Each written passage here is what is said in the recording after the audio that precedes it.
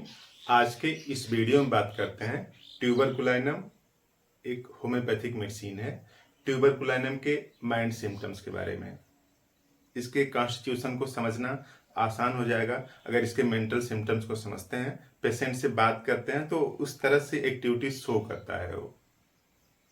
तो आज इस वीडियो में ट्यूबरकुलाइनम के मेंटल सिम्टम्स के बारे में। तो देखिए, जो ट्यूबरकुलाइनम है और ये बेसिलिनम है, दोनों एक ही हैं। यानी आप चाहे ट्यूबरकुलाइनम नाम से मेडिसिन खरीदें, चाहे बेसिलिनम नाम से खरीदें, दोनों मेडिसिन एक ही है और दोनों के सिम्टम्स मोर और लेस एक ही जैसे आते हैं। तो माइंड सिम्टम्स की अगर बात करें तो ये देखिए, जो ट्यूबरकुलाइनम है और ये जो बेसिलिनम है, दोनों का लिंक है बैक्टीरिया से।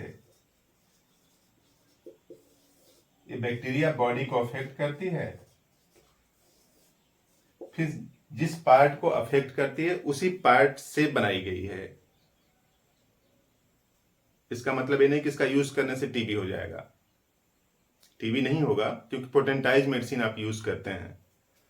तो देखिए, जो ट्यूबरकुलाइनम बेसिलिनम है, बॉडी को अफेक्ट करती है बैक्टीरिया, उसी बैक्टीरिया वाले पार्ट यानी बॉडी के जो पार्ट जिसमें बैक्टीरिया है उसी को यूज करके इस मेडिसिन को बनाई गई है। तो देखिए, किसी भी मेडिसिन की जो ओरिजिन है उससे कुछ अंदाजा लगाया जा सकता है उसके नेचर के बारे में। तो यहां भी कुछ ऐसा ही है।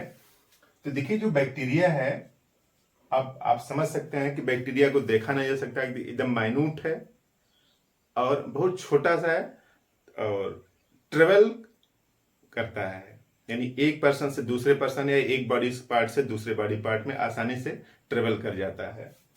तो यहाँ पे जो बैक्टीरिया है वो छोटा है, स्मॉल है और आसानी से प्रोपेगेट करता है। प्रोपेगेशन मीन्स एक जगह से दूसरी जगह इस तरह से मूव कर जाता है। तो आसानी से प्रोपेगेट करता है। इस बात को अगर आप समझें तो इसका जो पेशेंट है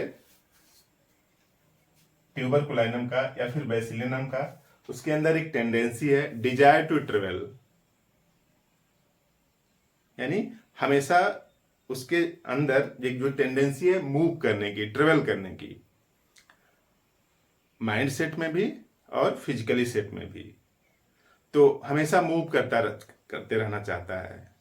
अब देखिए, जो मूव करते रहना चाहता है तो उसका मतलब क्या निकल रहा है कि वो नए नए प्लेस पर जाना चाहता है, नए एक्सपीरियंस लेना चाहता है। जैसे एक छोटा सा बच्चा है, देखिए कुछ बच्चे होते हैं उनको एक जगह बैठा दीजिए, कोई एक खिलौना दे दीजिए तो खेलते रहते हैं। ये जो ट्यूबरकुलाइनम का जो बच्चा होगा वो एक ही जगह बैठ के खेल ही नहीं सकता। अब वही टेंडेंसी बड़ों में भी है। यानी अगर उनको बोलेंगे कि आप यहाँ पे बैठे रहिए या फिर एक रूटीन काम करिए तो उनको पसंद नहीं है। यानी रेस्टलेसनेस है माइंड में भी और बॉडी में भी। तो पहला सिम्टम्स है, देखिए, डिजायर टू ट्रेवल, मूव करना चाहता है, माइंड और बॉडी दोनों। खास बात, जो माइंड तो एक्टिव है लेकिन बॉडी क्या है, वीक है। बॉडी वीक है मीन्स एक बनावट होगी इस तरह से, लीन थीन बनावट होगी ऐसे, और एक ऐसे होता है इस तरह से, मोटा थुलथुला आदमी इस तरह से ऐसे। तो ये लीन थीन होगा यानी दुबला पतला आदमी होगा। चेस्ट क्या है उसका, नैरो है। ये सब इसको एक्टिवेट करती हैं या फिर सपोर्ट करती हैं मोशन में। तो माइंड तो एक्टिव है, जो ब्रेन है वो एक्टिव है और जो बॉडी है वो वीक है। यानी दुबली पतली बॉडी है, नैरो चेस्ट है, दुबला पतला सा आदमी, जिसे बोलते हैं सिंगल चेसिस वाला। लेकिन मानसिक रूप से बहुत एक्टिव है। एक्टिविटी कुछ इस तरह से है कि हमेशा कुछ नया करना चाहता है और बहुत कम टाइम में खूब ज्यादा सा एक्सपीरियंस ले लेना चाहता है थोड़े समय में, और एक्सपीरियंस ज्यादा ले लेना चाहता है। Kind of hunger to experience a great many things in a short period. थोड़े से ही टाइम में सब कुछ जान लेना चाहता है। जिसको किताब लेना जाएगा तो ऐसे पलट के बस 2 मिनट में डिसाइड कर लेगा कि इस किताब को लेना है कि नहीं लेना है। कुछ लोग उसको पलटेंगे, हर एक चैप्टर देखेंगे, पेज देखेंगे, फिर इधर क्या लिखा है, कैसी बनावट है, सब देखेंगे। वो भी देखता है, लेकिन वही टास्क वो बहुत कम टाइम में कर लेता है। उसी तरीके से हर एक फेनामेना है, जाता है बस थोड़ी देर में पूरी एरिया का सर्वेक्षण कर लिया कि यहाँ पे क्या है, कैसे है। जैसे कुछ लोग शादी में जाते हैं, तो बस शादी में जाते हैं तो जिस घर पे फंक्शन है उस घर के अलावा भी 2-4 घर अगल बगल इधर उधर देख लेते हैं कि क्या है, कहाँ पे है। उनसे आप पूछेंगे तो बता देंगे कि यहाँ पे है, वहां पे है, इस तरह से ऐसे है। तो इस तरह से डिजायर टू है कि ढेर सारी चीजों का एक्सपीरियंस लेने के लिए। अब सीधी सी बात है कि अगर ऐसी टेंडेंसी है कि सभी चीजें, आसपास वाली चीजें बहुत कम टाइम में जान लेने की टेंडेंसी है, तो जल्दी से फ्रस्ट्रेट भी हो जाता होगा। फ्रस्ट्रेटेड से इस सेंस में कि थोड़ी देर में उसको सब कुछ क्या लगने लगती होंगी, पुरानी लगती होंगी। लेकिन नेक्स्ट है leave for today and love for today, यानी जब कुछ वर्तमान में जीना चाहता है, उसको भविष्य की चिंता नहीं है और न तो फ्यूचर में क्या हुआ इसकी भी कोई चिंता नहीं है। वो वर्तमान में जीना चाहता है, मस्त आदमी है, इसकी परवाह नहीं करता कि पीछे क्या हुआ था, और इसकी भी परवाह नहीं करता कि आगे क्या होने वाला है। तो live for today, love for today. और they can not be a study routine, यानी एक ही काम काफी दिनों तक लगातार तरीके से करते रहना उसकी आदत में नहीं है।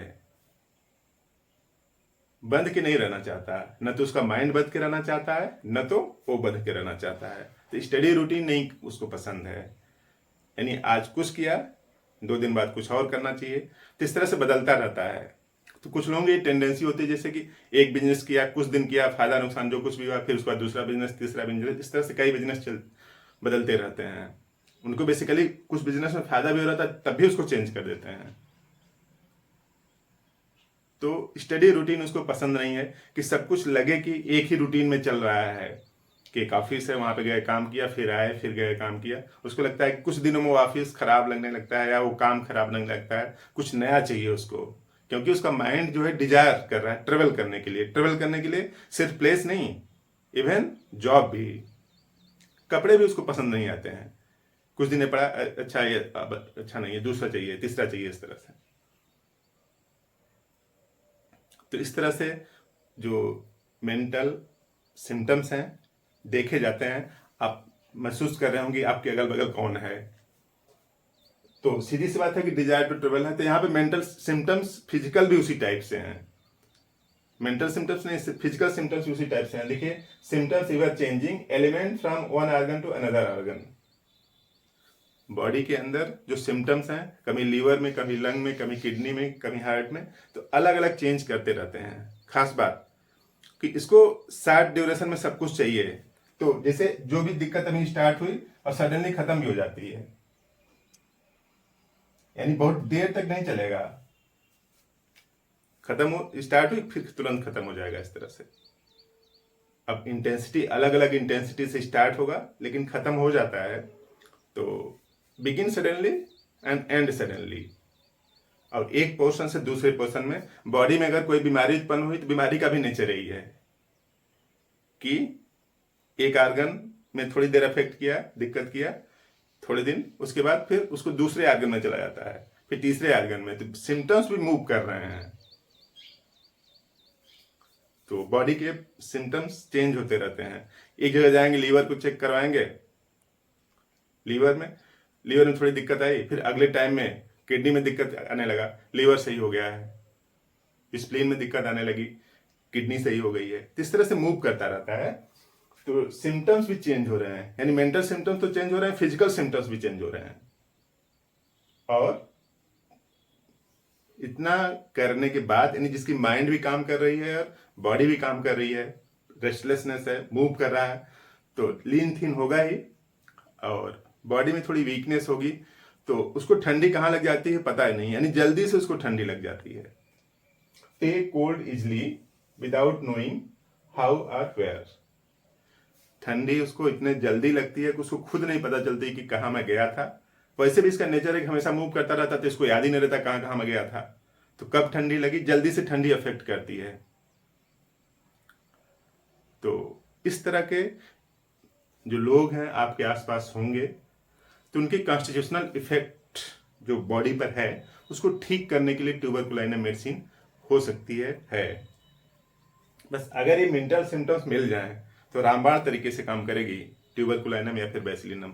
दोनों मेडिसिन एक ही है, कोई दिक्कत नहीं, कोई एक मिल जाए उसी को आप यूज करें। और खास बात, इसको जल्दी जल्दी रिपीट नहीं कर सकते क्योंकि इसका नेचर ही है कि शार्ट एक्शन में काम, पेशेंट का नेचर है, तो हमें मेडिसिन को शार्ट एक्शन में रिपीट नहीं करना है। तो इसको ट्यूबरकुलाइनम को जल्दी जल्दी रिपीट नहीं किया जाता, कम से कम 1 हफ्ते टाइम दीजिए इसको, 1 डोज लेने के बाद अगले हफ्ते। तो इस तरह से आप इस ट्यूबरकुलाइनम का यूज करें।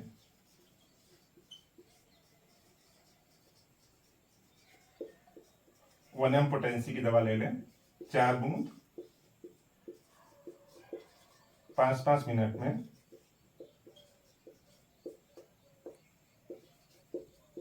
3 बार, केवल रविवार को लेना है।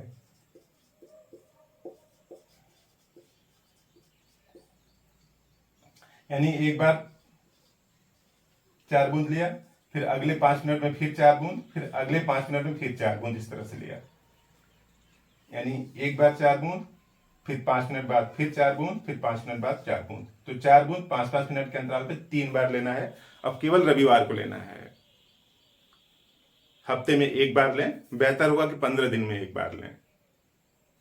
तो इस तरह के जो सिम्टम्स हैं, इससे मुक्ति मिलेगी और आपकी बीमारी सही होगी।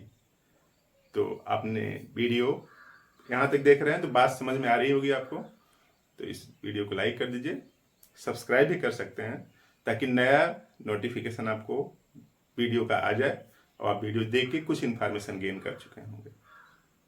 आपने पूरा वीडियो देखा, थैंक यू।